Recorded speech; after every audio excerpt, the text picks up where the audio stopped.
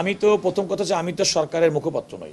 আমি সরকারের সরকার অবস্থান ইতিমধ্যে আপনারা পার্লামেন্টে আইনমন্ত্রী মহোদয় বলেছেন যে বিচার বিভাগকে পৃথকীকরণ করা, বিচার বিভাগের স্বাধীনতা সুনিশ্চিত করা, মানুষের ন্যায় বিচার প্রাপ্তির বিষয়টি এই সরকারের রাষ্ট্রের অন্যতম অঙ্গীকার।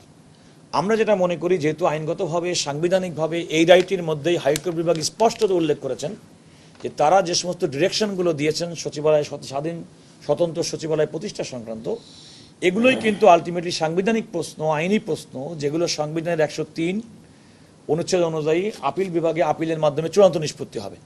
এবং আমি মনে করি যে এত বড় একটা সাংবিধানিক বিষয় আপিল বিভাগের চূড়ান্ত নিষ্পত্তির মাধ্যমেই আসলে এটা হওয়া উচিত। শূন্যতা হবে? আমি শূন্যতা হওয়ার কোনো কারণ দেখি না। কারণ আপনি যাই বলেন না কোনো, এ যাবৎকালে আপনি যেটা বললেন যে সচিবালয়ে যে সমস্ত পোস্টিং হয়েছেন তারা তো সবাই জুডিশিয়াল অফিসার বিভিন্ন জায়গায় কর্মক্ষেত্রে ছিলেন।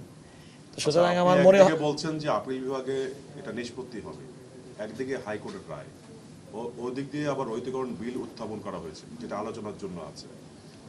বিষয়টা কি দাঁড়ালো? বিষয়টা দাঁড়ালো হচ্ছে যে আপনি বলছেন সরকারের ওইদিকের দিকে ইচ্ছা আছে, ইচ্ছার সাথে কি বিলটা কি যায় কিনা? আমি একটা কথা মনে করে রাখবেন, কেন একটা অধ্যাদেশ কিন্তু আপনারা নিশ্চয়ই জানেন, অধ্যাদেশ জারি হয় যখন সংসদ না থাকে, এবং সেই অধ্যাদেশ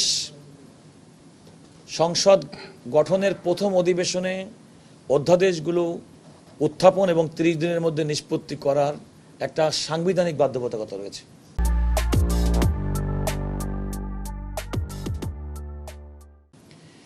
অনেকগুলো 133টি অধ্যাদেশ অন্তর্বর্তীকালীন সরকারের সময় গঠিত হয়েছে।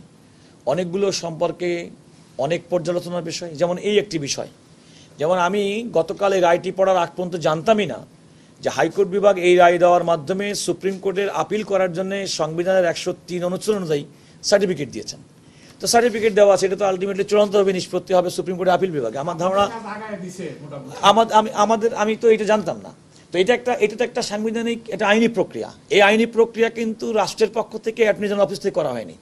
যে আদালত রায় দিয়েছেন সে আদালতে কিন্তু পরবর্তী প্রক্রিয়া, আইনি প্রক্রিয়াটা বাতলে দিয়েছেন।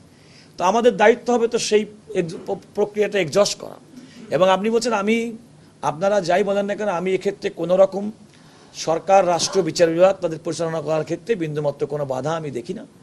এবং আমি মনে করি যে বরং রাষ্ট্রের পক্ষে সরকার যে কমিটমেন্ট করেছেন যে এগুলোকে পর্যায়ক্রমে করা হবে, আরও পর্যালোচনাপূর্বক করা হবে, এবং সেটা হলেই ভালো। এটা তো আমাদের কাজ হচ্ছে আইনজীবী হিসেবে, অ্যাটর্নি জেনারেল অফিসের কাজ হচ্ছে রাষ্ট্রের পক্ষে আইন হিসেবে দেওয়া। এটিও কিন্তু আমাকে মানতে হবে। হাইকোর্ট বিভাগ যে রায়টি দিয়েছে সেই রায়ের মধ্যে সার্টিফিকেট দিয়ে আপিল বিভাগে আপিল করার জন্যে সংবিধানের আইনি প্রশ্ন জড়িত কথা উল্লেখ করার পরে আমাদেরকে সুযোগ দিয়েছে এটা চূড়ান্ত নিষ্পত্তির জন্য সুপ্রিম কোর্টে আপিল বিভাগে যাওয়ার। সুতরাং এটা আমাকে যেতে হবে, এবং এটা চূড়ান্তভাবে আপিল বিভাগে নিষ্পত্তি হওয়ার না করার পর্যন্ত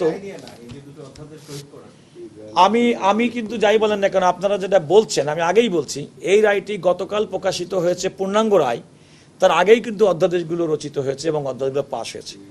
সুতরাং এই রায়ের পূর্ণাঙ্গ রায়ের আলোকে যদি অধ্যাদেশগুলো পরিচালিত হতো তাহলে তো আপনি আমাকে এই প্রশ্ন করতে পারতেন না। কারণ আমি আগেই বলেছি রায়টি ঘোষণা হয়েছে সেপ্টেম্বর 2025-এ। চূড়ান্ত রায়টি যেটা লিখিত ফর্মে আমরা পেয়েছি গতকাল এপ্রিল 2026-এ। অধ্যাদেশ তো জারি হয়েছে তারও অনেক আগে।